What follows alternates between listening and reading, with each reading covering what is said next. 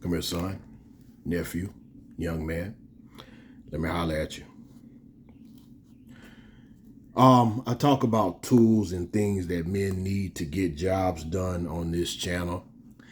And I've talked about how I feel about pocket knives. If you collect knives, I don't think I'm a collector. I don't think that's the right term. One of my guys, I think it's Me with Knives, who watches this channel every now and then. His term was that I may be an enthusiast, but at this point, look, daily, most often, right now, I probably use this Cold Steel Tough Light more than anything. You know, you can see shreds of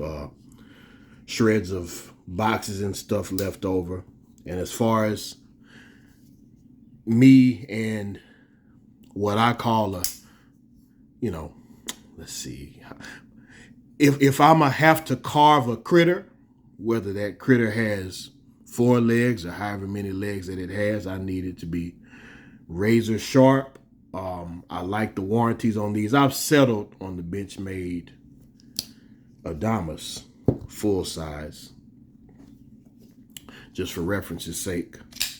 For critter carving, this is the Artisan, the Artisan Proponent. Got a little dusty. I need to clean some of my knives off. Critter cutting, hard use as some people may put it. Darn good knife. I like big knives. That's me. That's my preference. How about Cold Steel SR1 Light? This is what introduced me to quote unquote hard use knives. And that triad lock. That's like a 7th wonder of the world. But I'm at the point now where I don't need any more knives. I kind of want some. I'm thinking about doing a different type of, not different, but some testing where for the types of practical applications that I use, I'm not a carpenter. I'm not cutting on boxes and wood and all day, and I'm not in the forest as much as I'd like to be. I need to go fishing. It's been a while.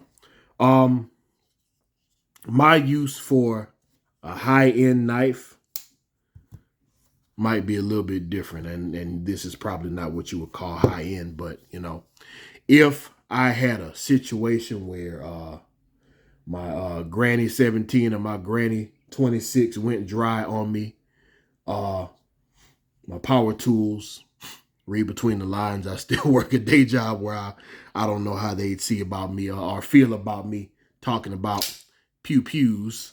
But if I had just this to get me through some rough situations or deal with some social situations because I didn't have anything else, I'd be just fine.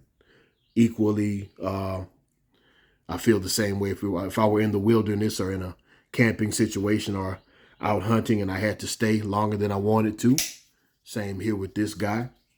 So once you get into knives that you want, and I want to make it clear, you can this cost me $30, and it's a beautiful. It's actually a nice looking knife to me, but it's a good value. If you just need a knife to cut something, you don't need much more than this. But at that point, you start getting into maybe things you want to try, something that you may think is better than the other one, a personal preference or whatever. So I had been looking at these fellas, the Microtechs, for a while. I actually have, just a side note, I kind of want to baby all my knives. I really do. I don't know if you saw how nice and ginger I was being with this box here. I probably could go straight through it, but maybe if I can preserve the edge, why not? I learned the hard way when I snapped the tip off of my Kershaw Blur, or one of them. A knife is a knife. not a multi-tool. And all multi-tools are not created equally. We're going to talk about this one, the Gerber center point, at another time. This was a cheap multi-tool I bought on Amazon, and boy, was it a disappointment. But okay, sometimes you get what you paid for.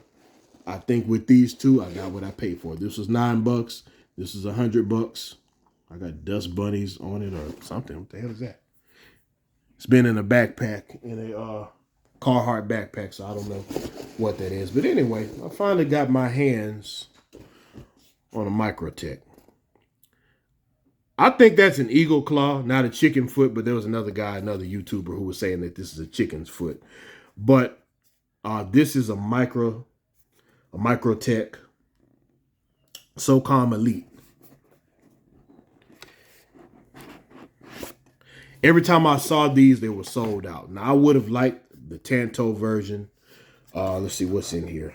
All right, it's wrapped up in something. You get your special Microtech gift wrap thing. What the hell is this? All right, so imitation drink holder. I don't know. Okay, it's a nice box though. I mean, you know, it's fancy. Okay, anyway, I forget the name of this knife on the cover, but it's pretty good looking. Huh? It's a good looking piece of kit right there. And they got a pretty damn good logo. Whoever does that marketing, man, look, I doubt you'll ever see this video on this small channel, but God dog it, whoever does this marketing for Microtech, they outdo themselves. So I got me a Eagle's Claw, Eagle's Talon sticker. I got a bunch of these stickers, and I haven't used them yet. All right, let's see. Microtech, follow the action. Oh, they have a podcast. Okay. Microtechgear.com, their website for just them. I've been to their website, couldn't find the dang on knives. I got this knife from Blade HQ. This is my second purchase from Blade HQ. Usually they have a Blade HQ sticker in here, because I got like 3 or 4 of those. Now they got their stamp on the box that this box came in, but for whatever reason they don't have the. I'm gonna dump all these little things out of here and see, because I'm gonna do something with those stickers one day. All right, back to the unboxing. All right, so Microtech has other type of gear. I didn't think about that. Some EDC gear. We'll see. That ain't what we're here for. All right. Welcome to the Microtech family. Limited lifetime warranty. Yeah, that means it's a knife, fellas. It ain't a pry bar. It's not a screwdriver. It's a knife, but you know, y'all knuckleheads gonna do what y'all want to. Okay, so thumb stud opening, locking tab, and then this is the other what is this knife called? I need to look that up so I can know. But anyway, I'm unboxing this. I know y'all have probably seen a million of these Microtechs. Let's see, they talk about knife care, sharpening and repair. This is one I'd probably send back. It's Bowler M390 steel. From what I understand, being that it keeps a very hard edge, it is also hard to sharpen. For a knife that cost me $330 some odd, I'm sending it to them, and I need them to send it back right. Storage, store it. Let's see. Open or close. Continue to lightly oil your knife every few months. Disassembly and sharpening will not automatically void the warranty, but these actions will void the warranty if the function of the knife is altered. Well, I ain't altering nothing. I ain't paying up $330. You know, some people like to monkey around with these things and take them apart and put them back together. I got it for use, and you know, if I got to protect myself, so be it. So a little bit of oil, gun oil on the pivot pin and choil area, and then they have a support site at Microtech. All right, y'all. Maybe tired of me rambling, maybe not, I don't know. You'd be surprised. Sometimes you think you're rambling and some folks actually want to hear what you got to say. Go figure. All right, so here's some foam, a statement from Microtype. I used to teach my kids how to type at my day job at the schools I work at with a program called my nitro type, and I said micro type. I'm putting all kinds of stuff together. This is a Microtech Socom Elite. I think these are one of the coolest looking knives ever.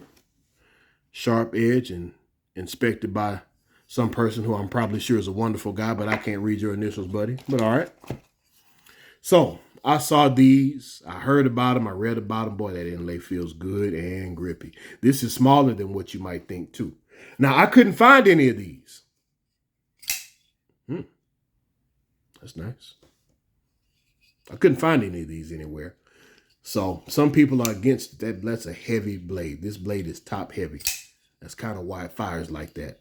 And it's aluminum, but it feels very, very light. Now, one reason I wanted to unbox these, they do apparently have dates on them. I don't know. Okay, so that's 2. Oh, okay. So this bad boy is darn near brand new, huh? February of 2024. Okay. Made in USA. It's got a serial number on it. This is called they call it a natural clear finish. It looks almost like concrete from here, but it shines under that light a little bit. Anyway, I've been wanting one of these for about a year now, maybe a little bit longer. I wanted the Tanto version. They didn't have it. All they had was a clip point. They call these the Apocalyptic Serrations. I like them. Anyway, I like how they look. This damn thing better be razor sharp. Okay, thank you, Microtech, for sending me a sharp knife. I appreciate it. All right. Yeah, I know I love this guy. Let's do a size comparison here. Oh, man. I'm going to have to put one down. See, I still baby my knives. I can't help it. They're mine. There are many like it, but these are mine. All right, so you might not be able to see, but the Benchmade Adamas and the Microtech are about the same size. I don't know who's sending me a text right now, but I don't want to talk to you. Go away. All right. They're about the same size. 4-inch blade. I think the handle's a little bit longer than that, but they balance out pretty well. I was looking for these and they were always sold out. So what ended up happening was I saw the Grow clone. I forget the series number of it. I have a short with it. And you can take a look at that short where I talk about it for maybe like 30 seconds. Yeah, there's no room for any play. That's a wide blade stock. Anyway, I couldn't find it, so I got the clone. And I tell you what, the clone was pretty. Now, the clone is more like the Socom Bravo. It doesn't have the inlays. It has a different type of pattern. Those Socom Bravos, I think, are made in China. I think the Grows are made in China. But I tell you what, these are only tip down carry. The clone of the Socom Bravo was tip up. And, I think I know why, possibly. Now, granted, maybe that may apply to the Grow and not these. I don't see those triangle-shaped studs that they had on the older Microtechs and on that Socom Bravo. But anyway, when I would put that clone Socom Bravo in my pocket, tip up, the studs that they have are a lot more aggressive on that clone, and it would open and I actually cut myself. I got a buddy who's ex-military. He gave me a very cool, like a Punisher skull type patch in exchange for that knife. He keeps it in a fanny pack, and I'm gonna tell you that Grow knife was good, and you probably won't like this, some of y'all out there. I think the action on that Grow might have been better than this one. I kid you not. I'm gonna have to get that knife back from my buddy, and I'm gonna do a comparison later on down the line. And that knife has the G10 handles, by the way. But this feels very high. It feels high quality, but it's so light for what you think. The handles on this one feel, even though this is G10, they feel more heavy and more solid. Very interesting.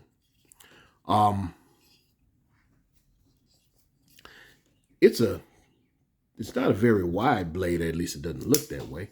For whatever reason, the Benchmade blade seems a lot wider. I could be wrong. Anyway, I like big knives. It is what it is.